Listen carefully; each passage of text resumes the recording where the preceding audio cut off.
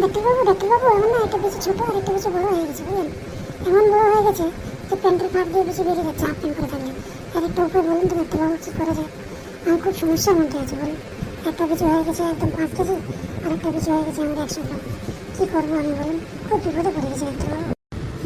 এটা খুব কঠিন সমস্যা হয়ে গেছে বাবা। তোমার বাড়া এটা বিচি বাড়া বড়, একটা বিচি বাড়া ছোটো, একটা 5 কেজি, একটা 100 বাড়া। কী করি বলো তো? হ্যাঁ, কিছু ব্যায়াম তোমাকে আমি দিয়েছি, করতে পারবো বাড়িতে? বিচি যদি তোমার ছোটো বড়ো হয়ে থাকে তাহলে কিন্তু ঠিক হয়ে যাবে। যদি পারো তো আমি বলছি, বুঝলে? ঠিক আছে ডাক্তারবাবু, বলুন, আমি তাই করবো, আপনি যেমন যেমনটি বলবেন। সকালবেলা করে প্যান্ট খুলে ল্যাংটা হয়ে দাঁড়িয়ে থাকবো মারা, বুঝলে না? আর তোমার বউকে বলবো মারা সরিষার তেল দিয়ে ভালো করে বিচিগুলোতে মালিশ করতে মারা। তারপরে তুমি বিচিগুলোকে দোলাবে মারা।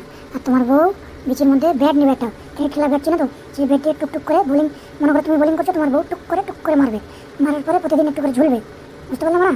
তোমার বউ ঝুলবে।